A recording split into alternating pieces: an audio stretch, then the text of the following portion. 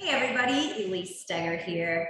Hope you're continuing on your transformation of trying to just be healthier, right? Maybe losing some weight, maybe gaining some muscle. And we are going to work on some fitness tips today, kind of that work smarter, not harder theme. And I know not everybody loves crunches, so we're not going to do crunches, believe it or not. Today we're doing planks, even better, right? So I'm going to show you a few tips with planks and maybe show you a few moves so you can mix things up and keep things fresh. So with the plank, you don't have to lock out the elbows. You can keep the elbows soft, shoulders right over the wrists. We're going to press our feet back.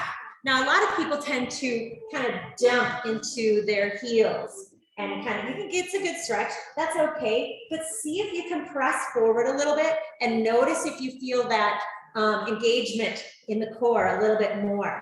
Just a little bit further straight up so the ankles are right over those toes. I'm already feeling this right here. So here's your basic plank, trying to keep the hips level, so not pitched up and not pitched down. So nice and level, core is pulled in. I'm even pulling my pelvis in slightly just to get that core engaged. So here's your basic plank. Now, if you have wrist or elbow issues, you can come down onto a forearm plank.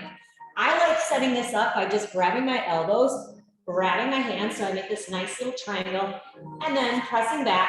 Same thing, pressing forward with the heels. If you get bored, you can even kind of rock back and forth, and you'll see how much more engagement there is when you start to rock forward. So that is your basic plank. Now, if you want to add a little something to it, we're going to break that plane, that nice plank plane, by bending our knees. And what that does is it takes the work out of the legs and puts it into the upper body or the core, the abs. So you can be in a regular plank and just dip that knee down. You don't have to touch the floor, but you'll start to notice from side to side, one side might be working a little harder than the other. This is a really good one that I like to do in the low plank because then you can tap the knees down. Makes it a little fun. So you can set your low plank up, hips down, engage forward, and then go ahead and do little marches. Now, you can also add a little cardio element to planks in the middle of your workout. If you're like, oh, I want to do planks, but I want to get a little heart rate boost. Of course, you can bring these in. You can bring it straight under. If you notice, I crossed right away. And of course, the faster you go, the higher that heart rate will come up. Whew. So the one last thing that I'm going to show you isn't for everybody. In fact, I didn't even like this exercise when I first started doing it until I started seeing the results. Then, oh my God, yep, love this move. So we set up, it's going to be a hip dip from side to side.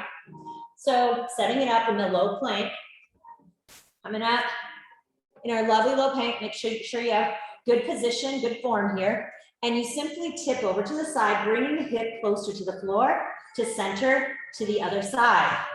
Now, the reason I didn't like this at first is it didn't feel comfortable. Didn't feel comfortable in my body. Didn't feel like I was doing this right. Kind of on the toes was weird. You can pick your feet up and switch if that's better. You can wear shoes, whatever works for you. But when I started doing this one, I really started to realize how nicely those obliques come in, that wrapping in, that pulls the whole belly in. So I hope you enjoy these. Please give me feedback and enjoy your workout.